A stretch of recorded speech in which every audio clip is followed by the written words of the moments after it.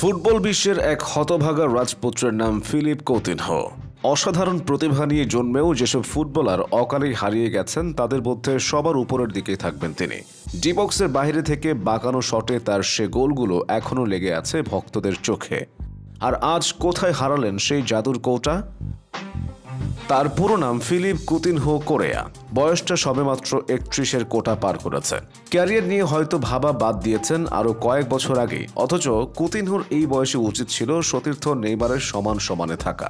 হতে পারত দু পায়ের জাদুতে ভর করে স্বদেশি কিংবদন্তি কাকা রোনালদিনহোদের সাথের একজন।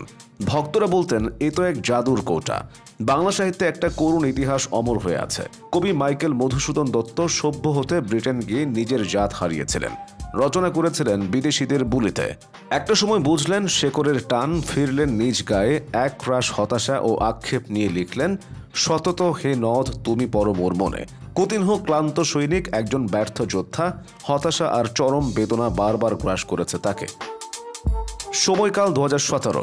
নিজের ভবিষ্যৎ আরও উজ্জ্বল করতে বেছে নিলেন পছন্দের ক্লাব বার্সেলোনা। সেবার রেকর্ড 145 মিলিয়ন ইউরোতে পাড়ি দেন ইংল্যান্ড থেকে স্পেনে। তারপরে একে একে ব্যর্থ হবার গল্প কুতিনহোকে খুঁজে পেতে শুরু করে। পড়লেন ইনজুরিতেও।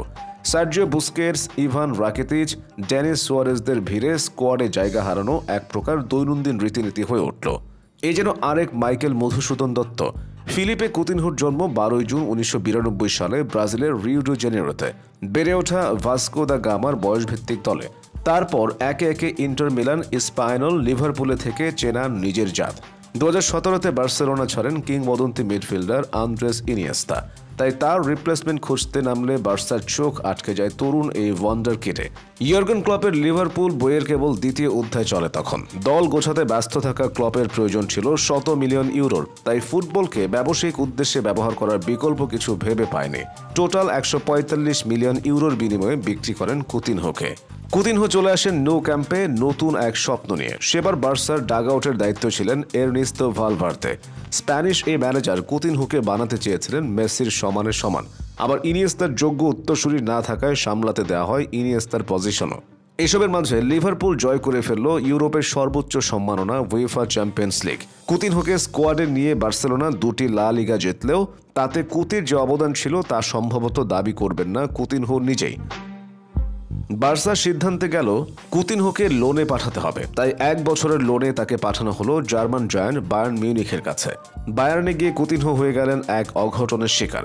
সে মৌসুমে চ্যাম্পিয়ন্স লিগে বার্সাকে 8-2 গোলে বিধ্বস্ত করে বায়ার্ন মিউনিখ, যেখানে সরাসরি 2টি গোল আসে কুতিনহোর পা থেকেই। অবশ্য কুতিনহো সেলিব্রেট করেন নাই, বরং হাত উঠিয়ে বার্সা ফ্যানদের বলতে চেয়েছেন, আমি বর্তমান ক্লাবে দায়িত্ব পালন করছি। এদিকে 4 বছরের বার্সা জীবন শেষ করে 2021-22 মৌসুমে কুতিনহো আবার পাড়ি দেন ইংল্যান্ডে। আরেকটা ফ্রি লোনে এবার জায়গা হয় অ্যাস্টন ভিলাতে। এদিকে সামনে 2022 বিশ্বকাপ। কোচ তিতে ভেবে পাচ্ছিলেন না কুতিনহোকে দিয়ে কি হবে। 18 বিশ্বকাপেও তার লং রেঞ্জ থেকে কার্ল গোলের স্মৃতি মনে আছে সেলেসাও সমর্থকদের। কিভাবে এই কুতিনহোকে ফেলে দেওয়া যায়? এরই মাঝে পড়লেন ইনজুরিতে। সাথে কাতার সফরও শেষ। এরপর অ্যাস্টন ভিলা এবার লোনে পাঠালো কাতারের ক্লাব আল দুহাইলে। দুহাইলে কুতিনহো ম্যাচ পেয়েছেন 19টি, গোল অ্যাসিস্ট টোটাল 8টি। কুতিনহোর দুহাইলের সাথে লোনও শেষ এই বছর। ভিলার সাথে কুতির কন্ট্রাক্ট এখনও আছে। এদিকে সামনের মৌসুমে অ্যাস্টন ভিলা জায়গা করে নিয়েছে চ্যাম্পিয়ন্স লিগে।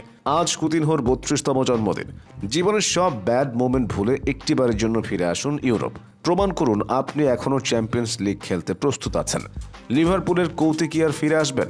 ফিরে আসুন বা না আসুন, আপনাকে একজন হতভাগা হিসেবে মনে রাখবে ফুটবল বিশ্ব। শুভ জন্মদিন জাদুর কৌটা।